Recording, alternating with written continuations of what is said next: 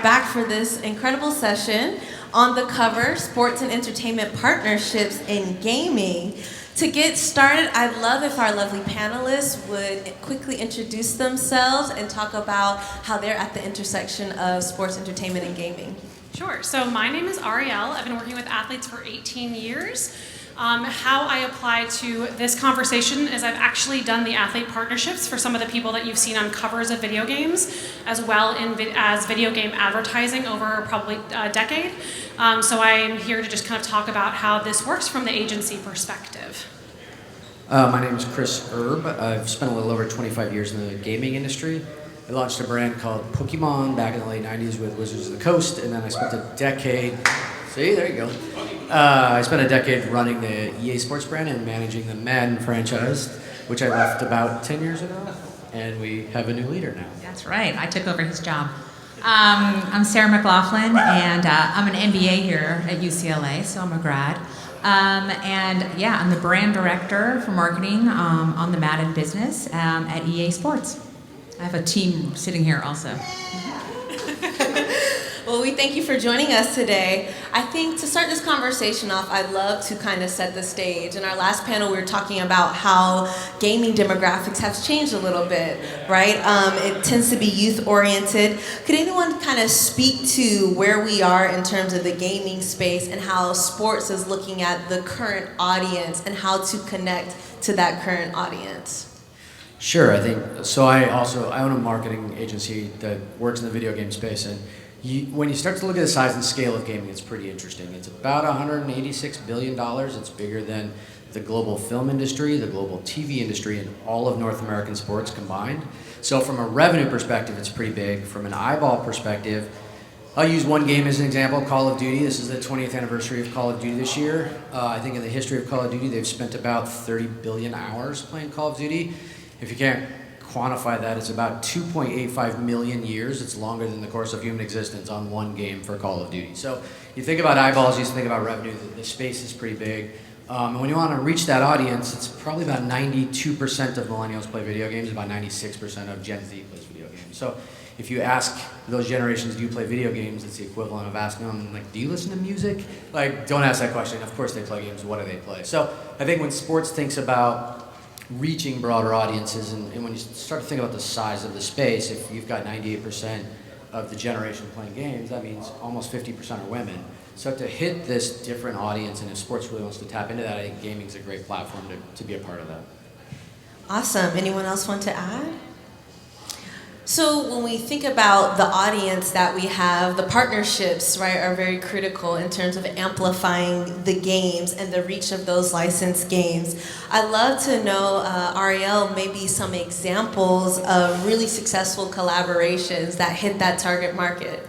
Yeah, so a couple that I have as examples for all of you. One of them is actually recently. So EA Sports now has EA Sports FC, which is their soccer video game. And the last couple of years were the first years where women were used in advertising. So there was women's national team players within these games, but they were not put on the main stage for the advertising. So I actually did one of the partnerships for the 14 female NWSL players this year that were done in EA Sports advertising, and that was with Sarah Gordon on Angel City FC. Why that's really important is that, you know, she's 31. She's been in the league for a really long time, and this is kind of the first opportunity that she got to be put in this type of advertising. So for her, it was a goal. And what I think is really cool is the other person on the game advertisement with her was an 18-year-old. It was Alyssa Thompson. So we've kind of got the old and the new kind of coming together and combining. Another great example was a couple years ago, I did a big activation with Destiny 2 and Zach LaVine. Why Destiny 2? Well, that's because Zach LaVine would organically talk about how Destiny 2 was his favorite video game, and when you get that sort of authenticity, which I think, you know, Sarah in particular is going to talk about later on, that's really the gold standard for these video games to grab onto people that are organic consumers of these games. So Destiny 2 used Zach LaVine for years in their promos, and what they would actually put together were Gambit showdowns, and Gambit showdowns would have Zach LaVine playing directly with players from around the world on these gambits so that they could interact with an athlete during a game. And because of the popularity of Zach's Gambit Showdown, when I was in charge of Luka Doncic's marketing in 2018, they asked me, would Luka like to play Destiny 2? So the last activation I ever did with Destiny 2 was not only with Zach, but we got the 3rd overall pick in the NBA draft, and we all know Luka Doncic's insane, like to play sports, video games with these just general consumers. And it was a really, really cool thing to be a part of over a few years. Yeah, and for us, when we think about, we have Josh Allen on the cover of Madden this year, and he's been a fantastic advocate, a fantastic athlete to be on our cover.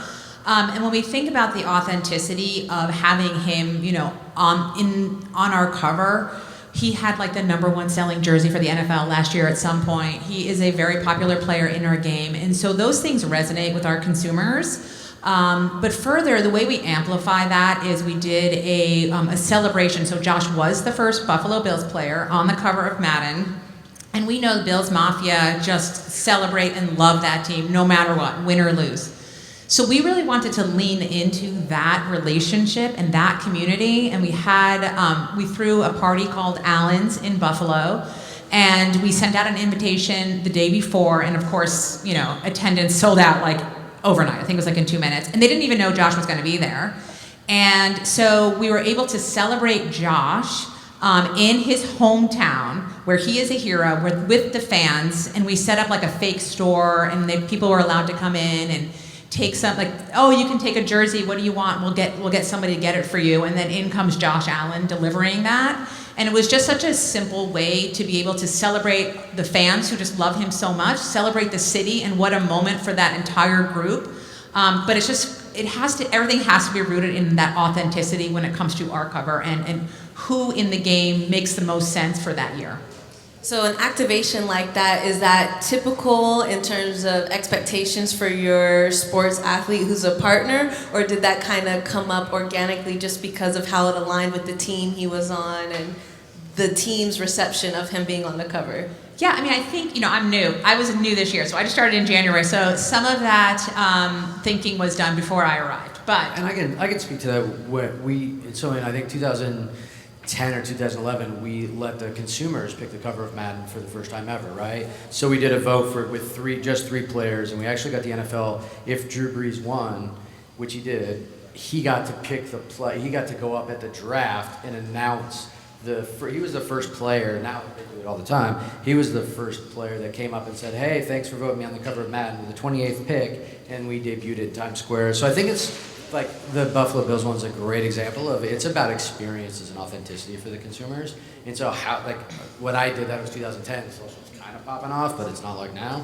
And so she's got a bigger task to figure out how to get people at that store to tell the story, because she's not trying to have that moment in Buffalo. She's trying to have that moment for everybody to tell it, and I think that's the interesting thing, as you start to build that out. Yeah, and how we amplify that moment, that experience, to the rest of the fan base. And then just from the agency side, how this works is that a brand would, authenticity is key.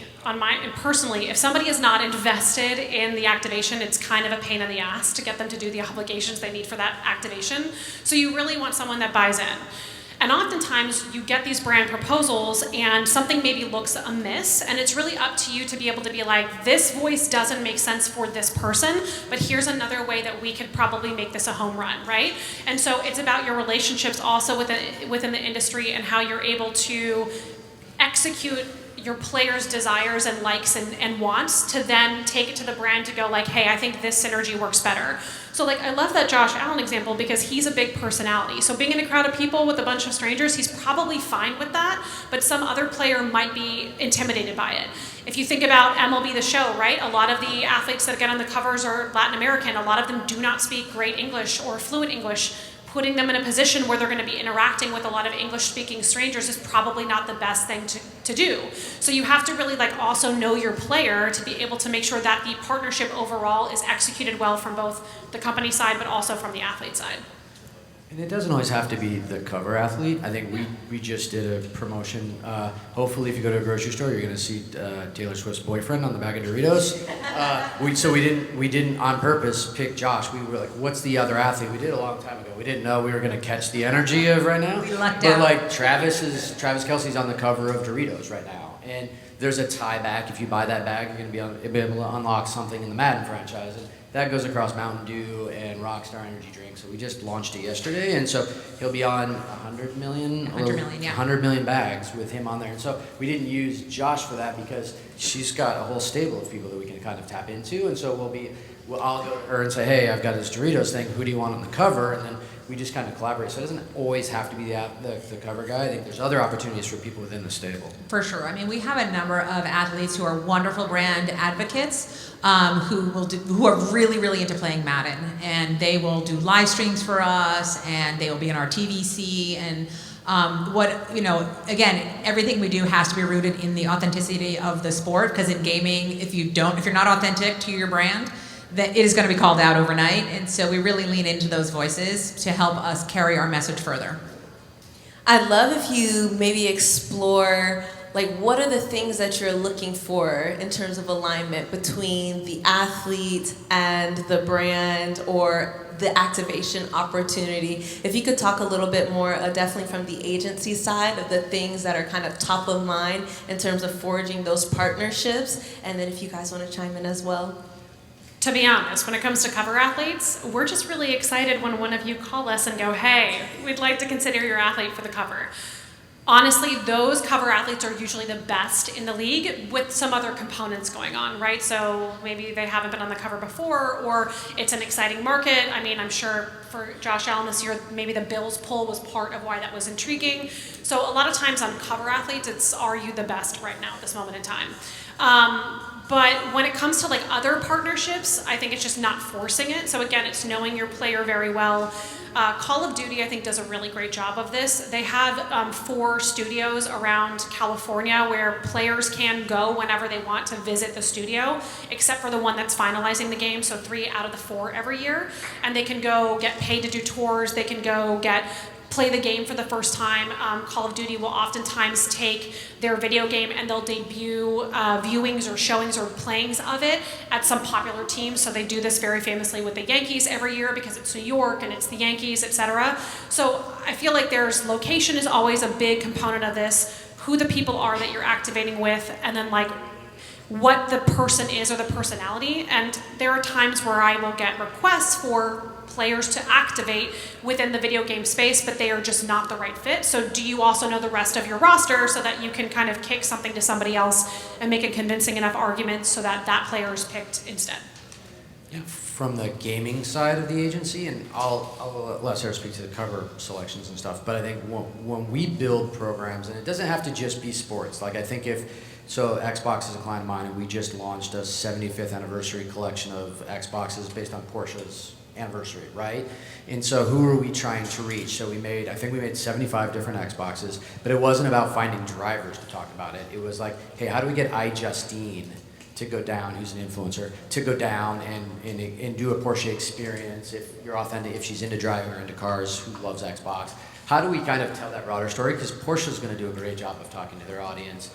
Xbox will talk to the gamer audience. How do we find that middle section? We did an OPI for the guys here. That's a nail polish. We did an OPI collaboration with Xbox where we kind of renamed the nail polishes. So when you had me at Halo, you would get a character within the game to do that. But we didn't want just the audience you would typically think. We had Ninja and Ninja's wife come in, and she did his nails. And how do you have that broader perspective? Because guys are doing nail polish now. How do we have those broader audiences? So as we start to think about athletes coming in and influencers coming in, we work closely with Mr. Beast with Minecraft and Kellogg's, where we'll make a suspicious stew-flavored Pringle. And how do we when Mr. Beast will do a video, we'll get 50 million impressions just on his post. So how do you have that broader conversation is kind of what, from a brand perspective, we think about for reaching those kind of things. And I think Madden's in a really unique position because like 30 years ago, the game had just come out and people weren't that familiar. And it is a game that is predicated on having a really high strategy IQ in football. So as the years have gone on, all these younger players who are now playing in the NFL grew up playing Madden and learning that strategy. And you can talk to people now who have become our brand advocates, and they will say, I learned football through playing Madden. And we have coaches who say, I generate a lot of my plays through the playbooks on Madden. And so the impact that the game has had on the sport itself is pretty phenomenal. So the types of athletes that we would pull from, to be our brand advocate this year would be totally different 20 years ago. In the way that Madden has impacted their entire life and potentially career trajectory. We put Brett Favre on the cover for the 20th anniversary, and he doesn't play video games, right? So like the opportunities now are so much different because we have to tell a different story when you have like a Brett Favre on the cover versus people that kind of get it and are engaged in the space. And you were talking about women too, and the way that you have to connect with like female gamers. I love if maybe we could expand and go deeper into that diversity and inclusion piece, because it is a unique time where I think about, women audience, they are into the influencers, they do love YouTubers, there might be a different way to reach them. If there are any other examples or moments that you think served really well in reaching a different demographic that is not typically tapped into sports, I'd love to hear a little bit more about that. Yeah, I can speak a little bit where 50% or 45% of the NFL fan base are women, right? So women do love football. We did an activation up at Nike a couple of weeks ago. We brought our Madden Cruiser, and they had there's a lot of women in flag football. And so they have a kickoff classic, and they have women's flag football teams from high schools from New Jersey and Long Beach and in Las Vegas, and then they had the boys teams also there, and they all came to the Cruiser, the Madden Cruiser, where you can play Madden live on consoles, and the women were just excited to be playing the game as the men. And so that was a critical moment for me, and a realization like, wow, we really have to start thinking broader about who we're targeting and who we're talking to. From a guy's perspective, how do you not make a men's small shirt and say you have a t-shirt for a woman, right? How do you do specific things for, I feel like female gamers is a super underserved audience. I don't think we do things specifically for that audience. Historically, not me, people make things pink, right? And check the box. We have to think differently. We have to be authentic. It has to be genuine. Half the gamers probably may not have liked the OPI collaboration, but we don't care. We're doing something specific for that audience because there's a bunch of stuff that we did that audience didn't like it. So I think the authenticity to the point to really kind of do things specifically for audiences and do them with the right brands in the right ways, I think is really important, because we say the word authenticity a lot, but are we really proving it? And so we have to work in the spaces that they want to be served in. And I'd be curious too, with Gen Z, you were talking, they make up most of the gaming, industry. It's like that's normal to them. They've grown up. They also have a shorter attention span. Has there been a way that you've been able to create activations or opportunity that speaks to them and the culture, the things that are culturally significant to that younger crowd? Yeah, I think from a gaming perspective, we don't have that problem. If you want to go see a new movie, you're going to go out and you're going to spend 2 hours watching that movie, but then you're going to go home and spend 200 hours playing Starfield, right? So we've got that engagement. You see a lot of stats on multi-screen. Gaming is the number one screen. I have two twin 13-year-old boys. They're playing Fortnite, they're watching somebody else play Fortnite, and they're texting to their friends, right? That's literally happening. Fortnite's the core, right? And so how do you, we have the attention, but how do you kind of break through? How are you having that moment, right? Swarovski's a client of ours, and Swarovski's in America is your grandma's brand, right? How do you have that different connection? So we had Swarovski make the Fortnite trophy this year. And my kids are like, that's awesome, what's a Swarovski? And it's just kind of that kind of authentic conversation that you start, it's when you work in gaming, and I think Sarah talks a little bit about it, and you've done it with the athletes, I think it's a journey, right? It's not about doing thing one time. You have to be consistent, and you have to stay there for a really long period of time. Because when we did the Doritos cover vote, I had to spend 2 months in Dallas convincing them why they should do a video game promotion. And 12, 13 years later, they're endemic to the space because not because they do great things, but because they continue to stay there. And so I think knocking things off and making sure that they're authentic, keeping their attention. Kids are now expecting, what is Doritos doing next? Who's going to be on the cover of Madden? Who are we working with in the gaming space? I think those things are really important. It's a consistency play. I think that consistency is really key, because in my previous role, I worked for clients who we want to get into gaming. And so I would work with the Game Awards and get them to do name a category or something. Or do something substantial with the Game Awards, and then after 2 years, they're like, nah, we're gonna do something else. Now we're into comedy. And you're like, yeah, but you started to build this equity with that audience. You should be So overnight, it might not be like the most significant results anyone's ever seen, but if you build that up over time, the audience needs to keep seeing that message from your brand to be able to then associate you with that particular vertical. Even though Chevy had, I don't know if you did that one, but Chevy had a great award at the Game Awards, and then like no one thinks Chevy's a gaming brand because they didn't do anything else, right? What else are you gonna do? How do you stay consistent? When we work with Kellogg's, we'll have 1 or 2 retail things during the year, but like for the other 12 months, we'll be doing other things just to keep the conversation top of mind. And so I think, to Sarah's point, that consistency is critical. You just have to build a gaming strategy, right, when you're working for a brand. Yeah. So you mentioned consistency, but I'm sure like the type of content that you're creating really has to be spot on to cut through the noise of everything else that's going on. I'd love to know, how do you ensure that what you're putting out there is sticking? And then in terms of like the athletes and the agent side, how do you make sure that it's also resonating with their fan base too, and it doesn't get lost in the fray? For example, in terms of gaming, you know, a lot of celebrities jumped on kind of blockchain gaming networks, but it didn't resonate with their audiences. They may have felt aligned to it and felt like it was a future, but in terms of delivery and how the story was, it didn't quite stick. Any examples or ways you think about that communication? Well, I think that more athletes than you think are avid gamers. One of the reasons being is that when they are traveling, there's not really much for them to do. Like when you have curfews in hotel rooms, when there's other places for you to be, a lot of these players carry around things that look like briefcases, and what they are actually are portable systems, like hubs for your game console to come with you. One of the big companies is called Games, spelled G-A or G-A-E-M-S, something like that. And I remember LeBron James, when he first got to the Lakers, like gifted his entire team a console so that they had something to do on the plane. Because when they don't do that on the plane, they are playing bones with their per diem dollars, which you do not want them to be doing. So, why I'm saying that and why I'm building that perspective is the fact that every player games. And it might not be the same game, but they all, I think, game to some extent.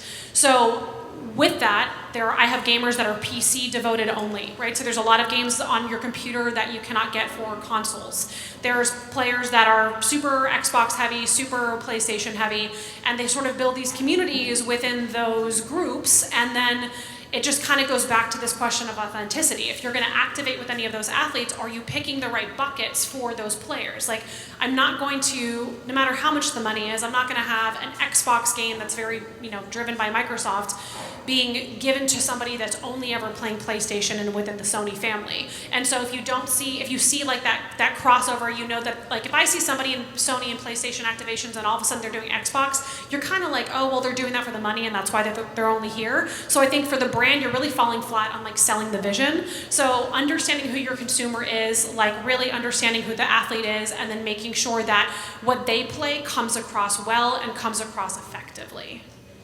That's really great. It speaks to like the gaming audience, right? Maybe Yeah. someone outside wouldn't see that perspective, but definitely if you're in there, you can suss out what's authentic or not. What I also think is really interesting compared to other lanes is how many athletes make their gamer tags public and like are totally fine with playing with the general population. And I think that actually really grabs in fandom in a place where you're cross-sectioning or like cross-promoting over 2 different sectors, right?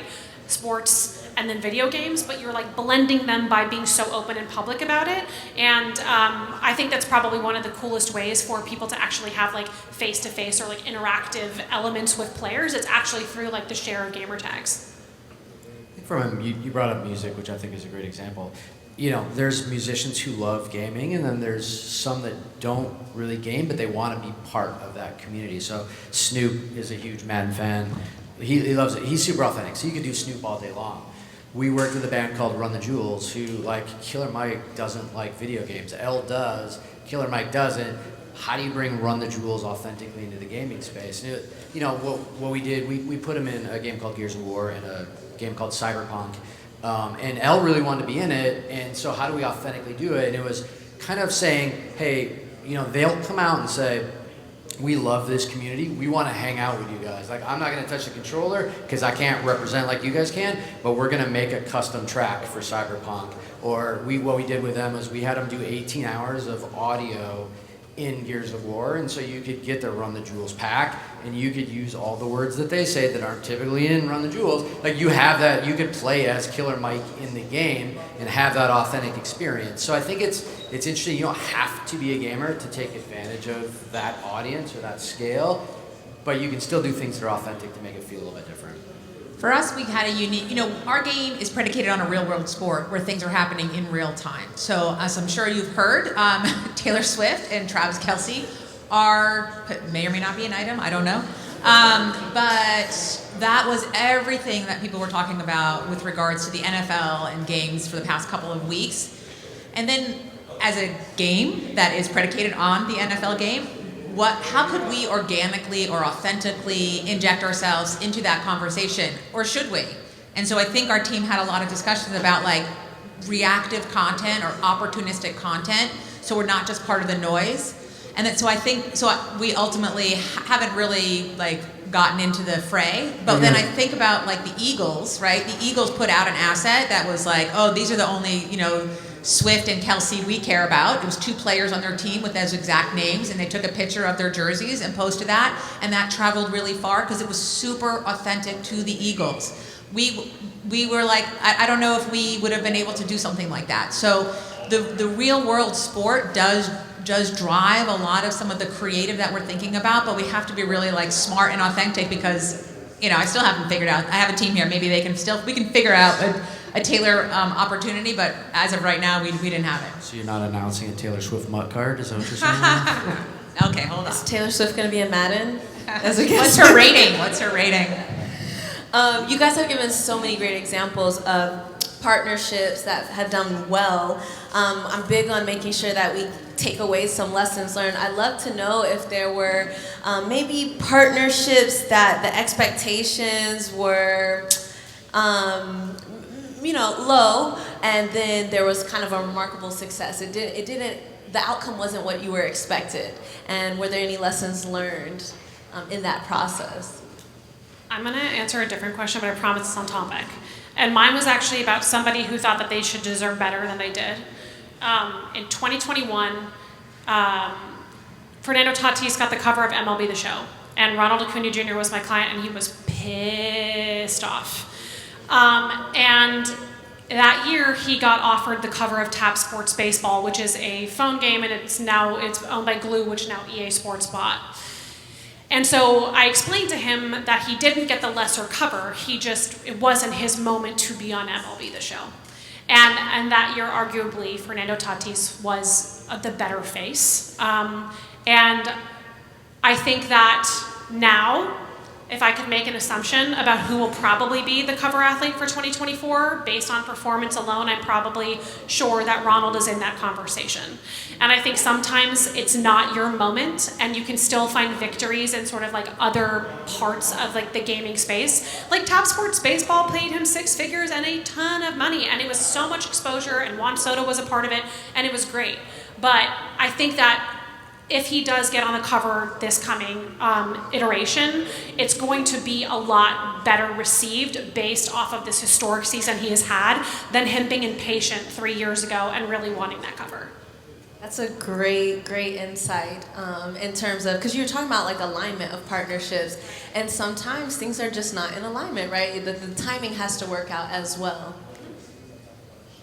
I'll give you one that we didn't work on, that we just noticed, we kind of chuckle at. But if you watch the gaming space at all, you'll see like State Farm do this gamerhood, where they'll just get a bunch of influencers together and they'll just kind of do live streams, and it's just kind of not authentic to gaming, right? And that's how you're going to lose the audience. Like if you're going to do a gamerhood, which is a neighborhood of gamers, like you have to bring in an IP, you have to bring in platforms, you have to have the right people doing the right things. It should be streamed from the user's platform. So, when you're building a marketing strategy for gaming, what you don't do is don't go by Twitch and hire an influencer and then figure out what you're doing.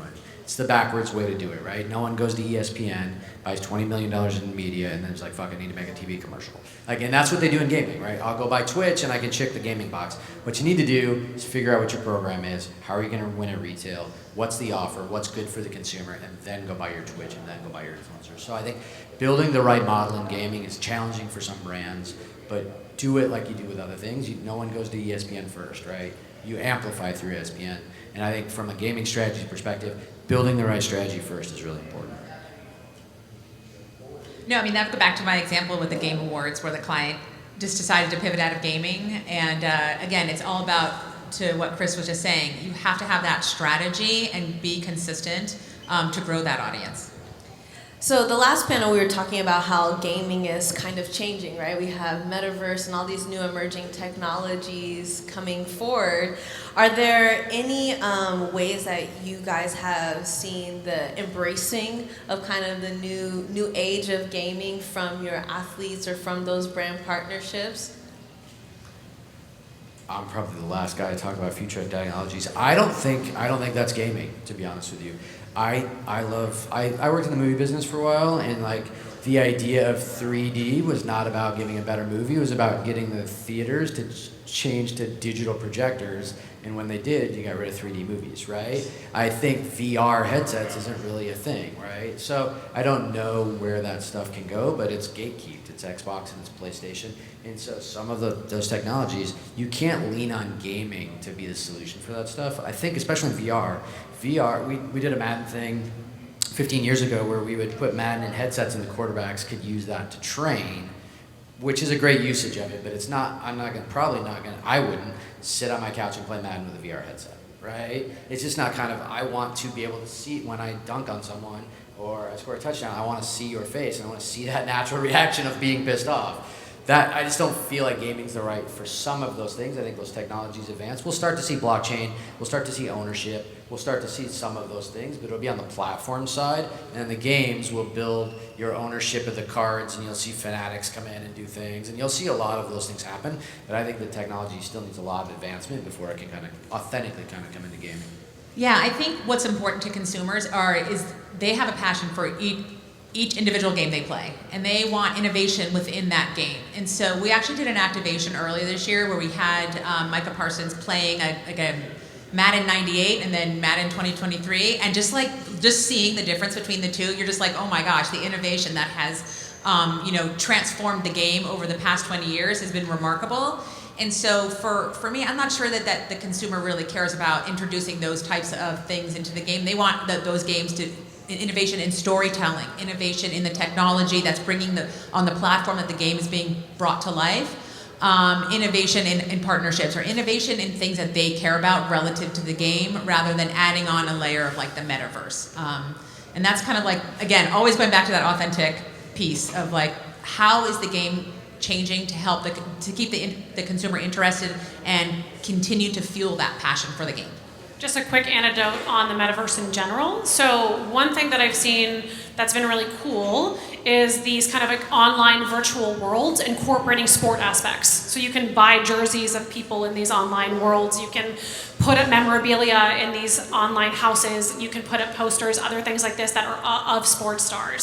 So I think from my side, for the athletes, it's not quite gaming, but on the metaverse, these virtual worlds, if you are creating your perfect world, sports can be a part of that. And your favorite player can be a part of that, and so can their memorabilia. So there is actually some dollars to win within that space and integrating player assets within virtual worlds. I think that's a great point for the athlete side. I think that's really smart. The metaverse already exists. It's called Fortnite, and they make $1 billion every 45 days Wasn't selling Travis assets. Scott on Fortnite? Yeah, right? Travis had a huge concert.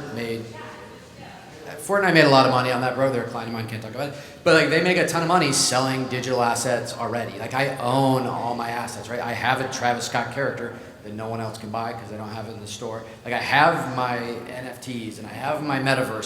So I have that. You could watch the Super Bowl on Fortnite. Like, you can go into Fortnite and you can go into the village and it's on the screen there. That stuff kind of exists from the gaming perspective. And to Sarah's point, like, but I want to play Fortnite. Right? Like, so they can kind of jump in and play it. If you really want to watch the Super Bowl in Fortnite, you can. If you want to buy a jersey, or like a football that you put on your back. You can do all those things, and so it's interesting to see kind of the metaverse kind of chase what's already out there in the gaming side, and it'll be interesting to see how those kind of merge. I think it really, like when I think about it, it's like, what's the value you're bringing to these consumers? Because they just want that value. And I did a partnership. I was Paramount Pictures was my client, and we had Gemini Man was our movie, and we went to Twitch. Sorry, we were like, we want to integrate into Counter-Strike Go, hugely popular shooter game. And what we did was we created like 2 or 3 levels that they wouldn't, the consumer wouldn't have had access to had they not been playing it through Paramount, like through the value that we were bringing them. And then within those 3 levels in that world that we created, you know, we had movie posters, and we had, you know, the player looked like Will Smith. And so we were able to unlock that value for the consumer that they ultimately wouldn't have had otherwise without that partnership. And so that's what they care about. Again, like the consumer just wants that value. I also wanted to bring up one example about how like esports recently entering into typical sporting spaces.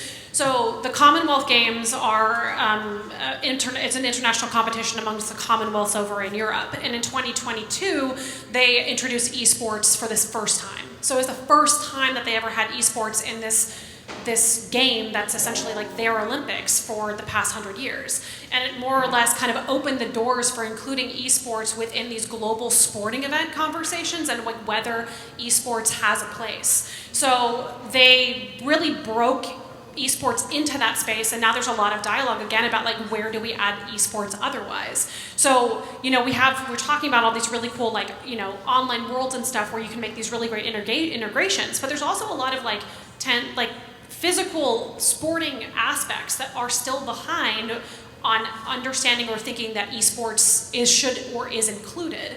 And I think that example of the Commonwealth Games kind of taking that on, and by the way, it was executed kind of last minute, so a lot of these countries had to scramble to put these teams together to make sure that they could compete. But what it also did was it even the playing field for women to play, because there were less women's sports at the Commonwealth Games than there are men's sports, and so having women gamers allowed there to be an even more equal balance with gender dynamics at the games as a whole. So it's a really great example of a very long-standing tradition in sports, understanding that times are changing and bringing in something digital as a sporting aspect. Awesome. Well, we are almost at our time. I'll let you guys each have a closing thought. We talked about how maybe the embracing of emerging tech might be a little slow, but we are still moving forward. There's these areas where the sports brand gaming partnerships are kind of rapidly evolving. I'd love if you could close us out with some thoughts on what is the future of sports and entertainment partnerships and gaming? What does that look like? I think that as athletes brand themselves and have more control over their brands, they're going to be seen consistently as something other than just an athlete. And I think you're going to see a lot more partnerships that make sense and are also really deeply ingrained on the identity of who that athlete is. And as the future goes in athlete representation, just really making sure that you foster and appreciate those nuances of your players, and are you making sure that you are activating appropriately with those athletes? Speaking from the gaming side, having great quality sports games on all the future platforms as stuff starts to build out. I think the point of having kind of everybody that's an athlete also is a gamer is going to help kind of elevate and spread the good word of gaming. I mean, they just stole both my ideas. So what they said. Well, I appreciate you for your time today. This was a great conversation, and hopefully you all will have the chance to connect with our wonderful panelists today. Thank you for having me.